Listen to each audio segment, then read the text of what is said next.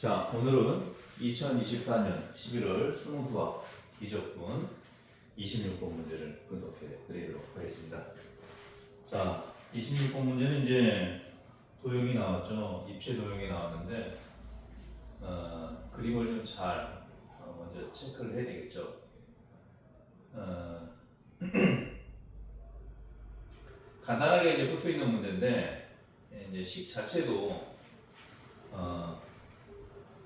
루트에 또 분수 형태로 이제 또 나왔고 조금 이제 복잡해 보이죠, 그렇죠? 자, 그림과 같이 곡선 y는 루트 x 곱하기 x 플러스 자연로그 x 분의 x 플러스 1과 x축 및 도직선 x는 1과 x는 2 자 이렇게 둘러싸여 있는 거죠. 1과 2고 그렇죠? 이 x축하고 둘러 그리고 이게 이제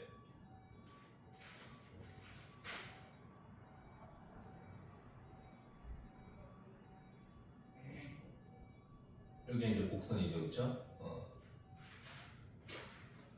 그러니까 이제 x축하고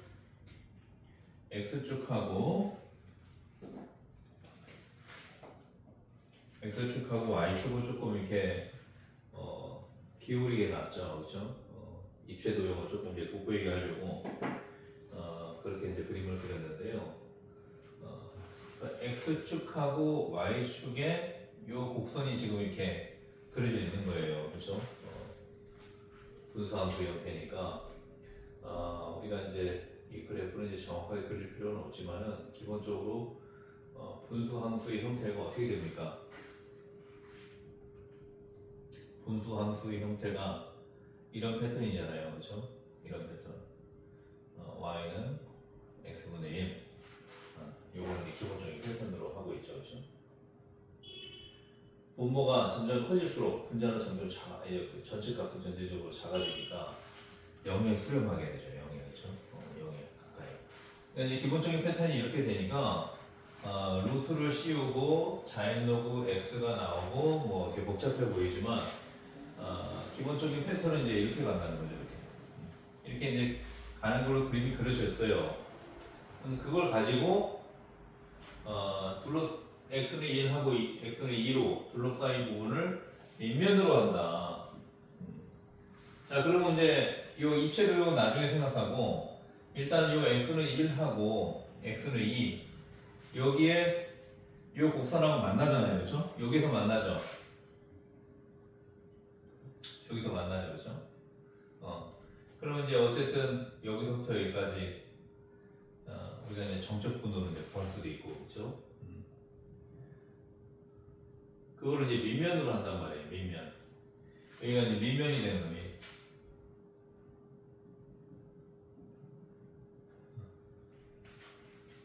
요건 이제 뒤에 밑면이죠, 그렇죠? 밑면. 항상 이제 그림으로 이렇게 다 표현을 해줄 필요가 있어요. 그러면 이제 그림만 딱 보고 이제 이거는 이제 그다음부터 볼 필요가 없는 거예요. 이거를 또 보고 하면은 그만큼 이제 시간이 많이 낭비가 되죠, 그렇죠? 그러니까 처음에 문제 볼 때 그림에다 다 하나씩 표현하고 그 다음부터 이제 이것만 갖고 푸는 거예요. 이것만 갖고. 자, 그다음에 입체 도형이 있다. 입체 도형이니까 이제 요 밑면을 가지고 입체 도형을 이렇게 만들었어요. 기둥을 세워가지고 그렇죠? 기둥을. x축의 수직인 평면으로 자른 단면이 자 x축의 수직이다. x축의 수직으로 이제 이렇게 단면을 잘랐어요. 입체 도형으로 그렇죠? 자 여기 이제 입체 도형이라고 봤을 때 요거는 이제 자르면 단면이 나오겠죠, 그렇죠? 요런 단면이 나오잖아요, 그렇죠? 그 단면이 모두 정사각형이에요. 정사각형. 네, 여기 이제 정사각형이 되는 거예요. 여기 이제 마지막에 있는 단면이죠, 그렇죠? 정사각형. 요거는 이제 뒤에 나오는 정사각형이죠. 그리고 요것도 마찬가지로 요거는 이제 중간에 있는 입체도형을 잘랐을 때 정사각형이죠. 자, 그러니까 정사각형이니까 가로 곱하기 세로, 즉 여기서 봤을 때 이 가로 그리고 이게 이제 세로가 되겠죠, 그렇죠? 이게 다 길이가 같다는 거예요. 이때 이 입체도형의 부피를 구해라. 부피.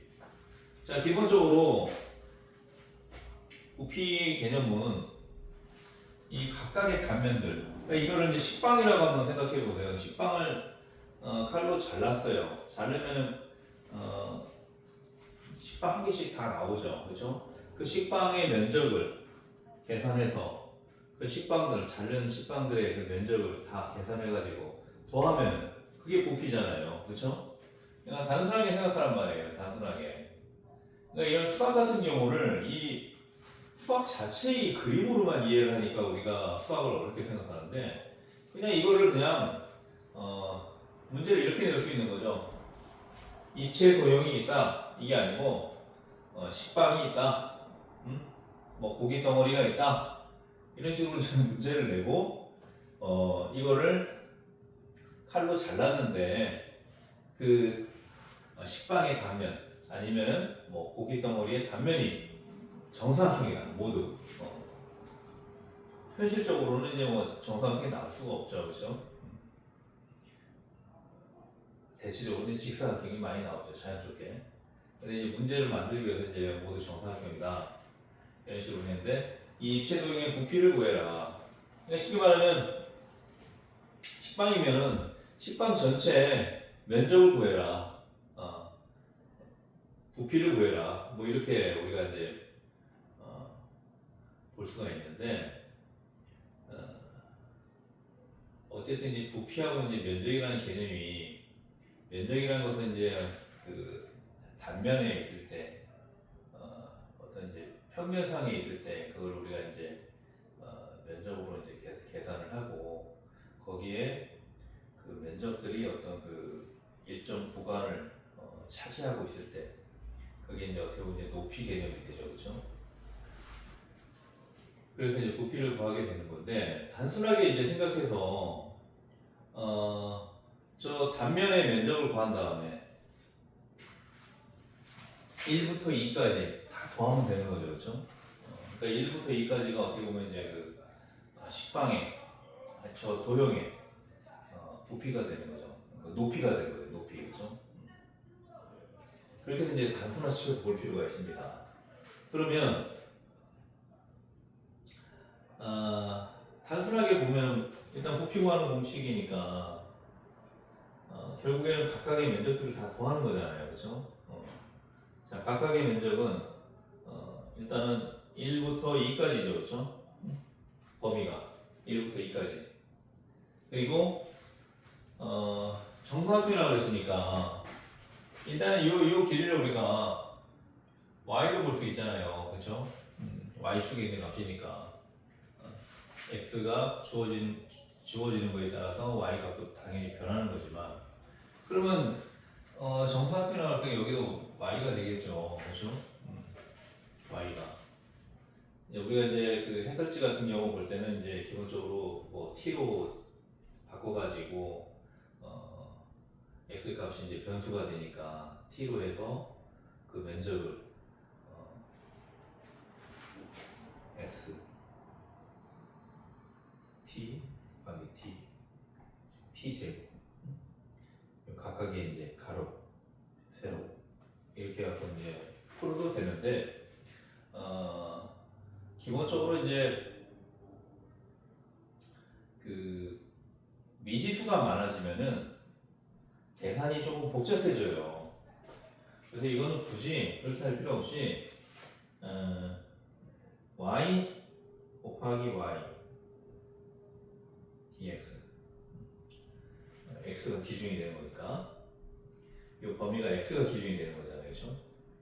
그래서 이걸 다시 표현하면 1에서 2까지 자, y 제곱 dx가 됩니다. 결국엔 이 가로 길이를 의미하는 게 뭐예요? y잖아요, y. 이 정사각형이라고 그랬으니까 여기도 y가 되는 거죠. 그래서 y 제곱. 여기 왜 dx냐? 범위가 1에서 2까지잖아요. x 기준이죠. x 기준. 그렇죠? 그 다음에 이제 요 y라는 게 요 값이잖아요. 근데 y 제곱이니까 루트가 없어지죠. 그렇죠? 이제 요걸 이제 이렇게 표현할 수 있겠죠.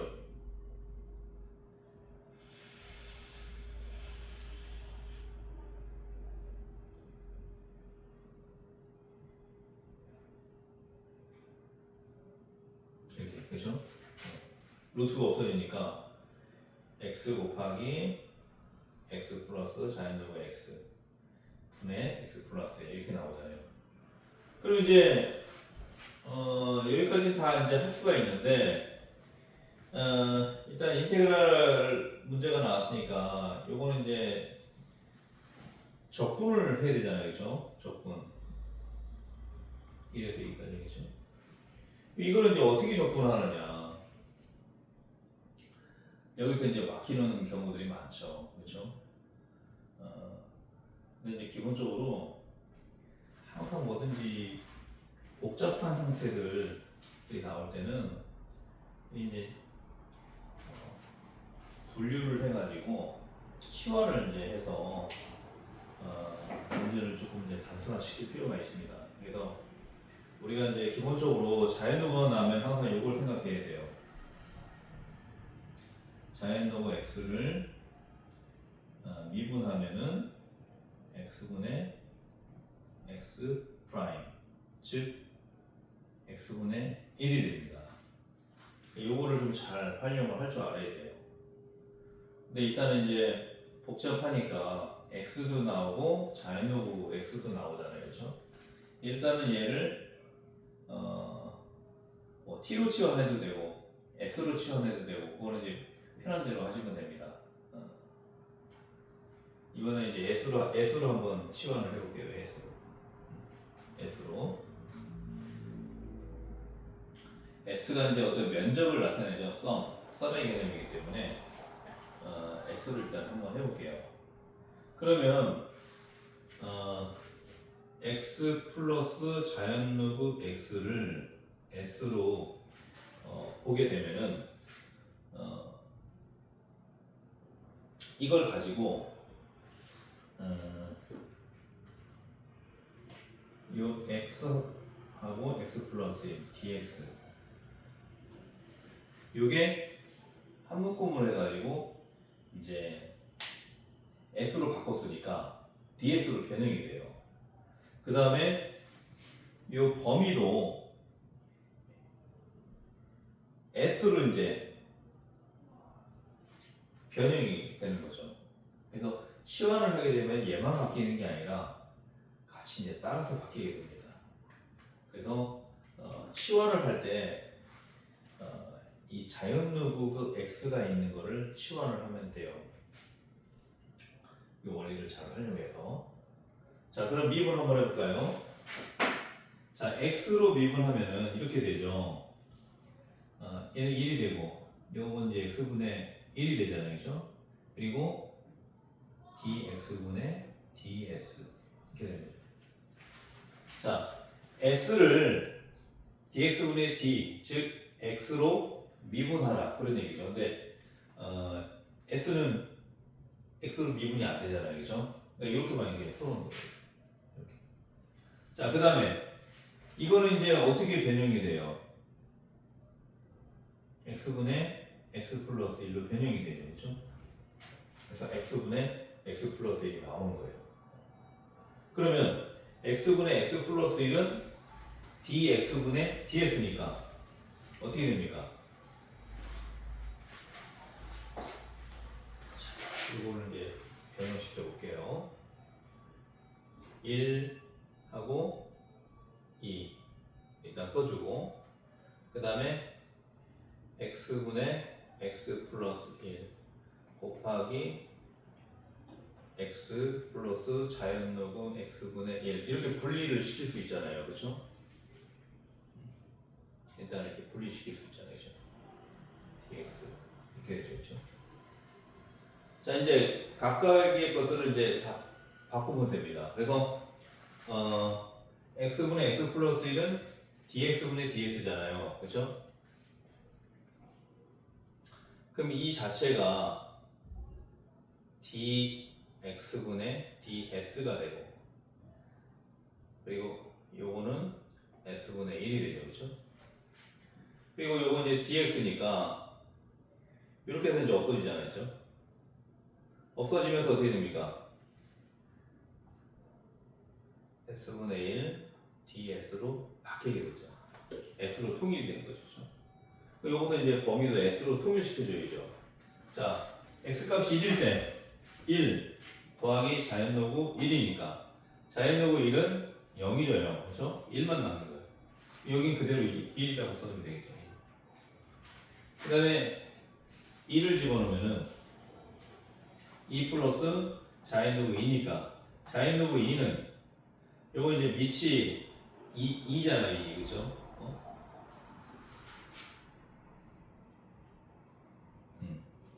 그러니까 이 자연로그라는 것은 쉽게 말하면 로그 2를 ln으로 표현하는 거거든요.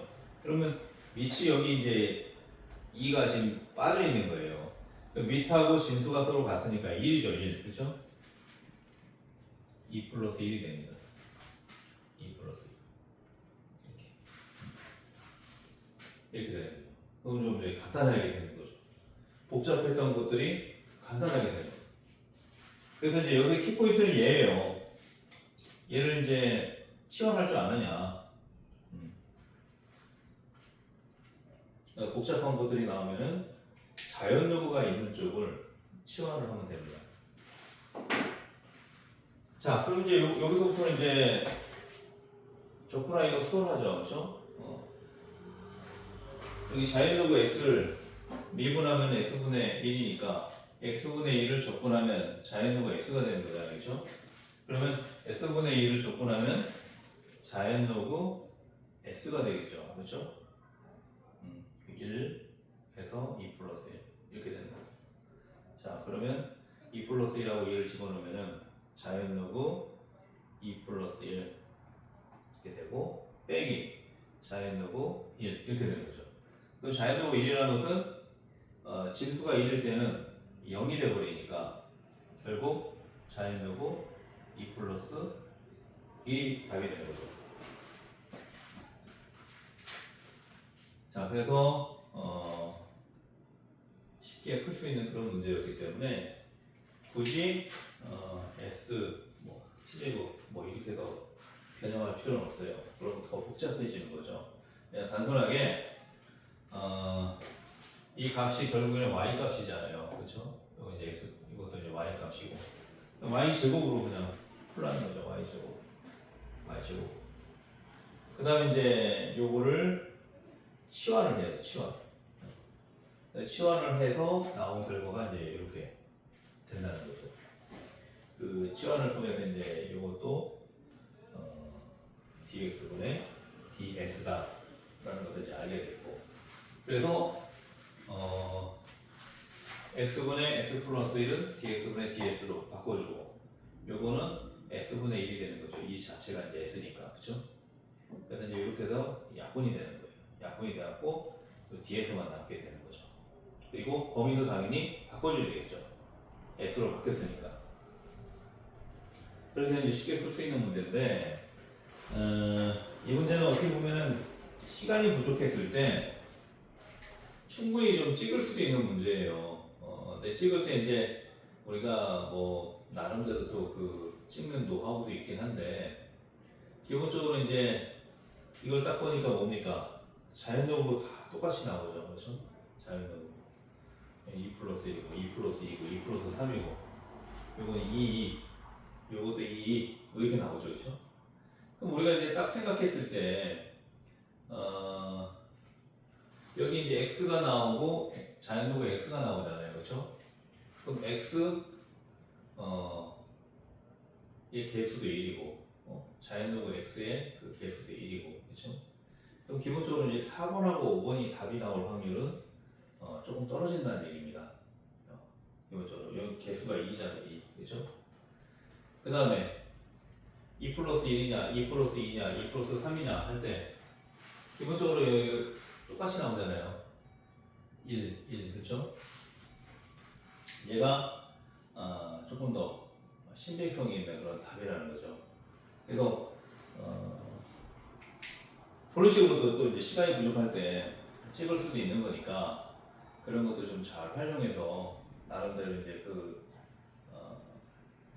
그것도 뭐 보는 관점에 따라서 뭐 찍는 게 무슨 기술이냐 그렇게 생각할 수도 있는데 기술은 기술이에요.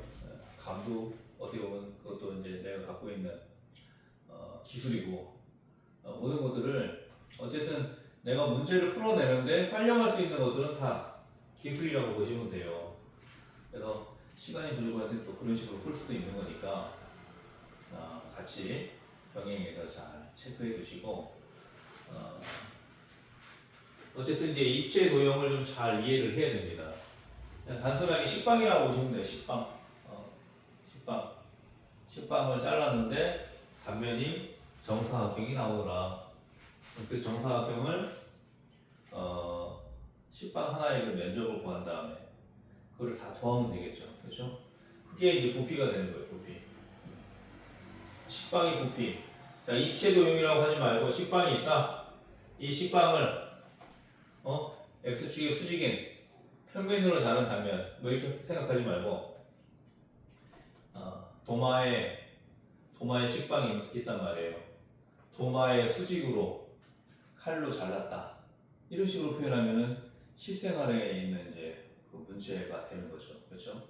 그래서 우리가 이제 수학을 자꾸 이제 이런 뭐 입체 도형, 뭐 x축, 뭐 수직, 평면 뭐 이렇게 나오니까 되게 좀 어렵게 느껴지는데 그냥 단순하게 식빵이 있다.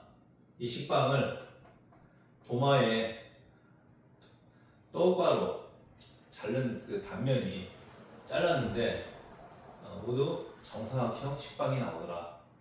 뭐 이런 식으로 이해를 하면은 훨씬 이제 수월하게 문제를 풀 수가 있는 거죠. 그래서 전에도 이제 얘기했지만은 수학이라는 어떻게 보면은 우리 현실 세계의 문제를 좀 더 효율적으로 풀기 위해서 수학이라는 학문이 고안이 되고 만들어지고 발전이 된 건데 점점 이제 현실하고 떨어지게 자꾸 수학만의 용어로 좀 바꿔나가고 있죠. 그렇죠? 그렇게 또 바꿔서 가르치고 그러니까 수학하고 이제 괴리감을 느끼는 사람들이 점점 많아지게 되는 거예요. 근데 제가 이제 이런 식으로 강의를 하는 이유는 용어만 바꿔도 문제가 되게 쉽게 느껴진다는 거죠. 그래서 당연히 뭐 문제 자체가 식빵, 뭐 도마 똑바로 잘랐더니 뭐 이런 식으로 나오지는 않겠지만 그런 식으로 이해를 하고 문제를 푸는 게 좋습니다. 그러면 일상생활의 문제잖아요. 그렇죠? 이 식빵의 부피를 구해라 그 얘기예요. 쉽게 말하면. 자, 오늘 강의 이제 여기까지 진행하고요. 내일 또 새로운 내용으로 찾아뵙도록 하겠습니다. 고맙습니다.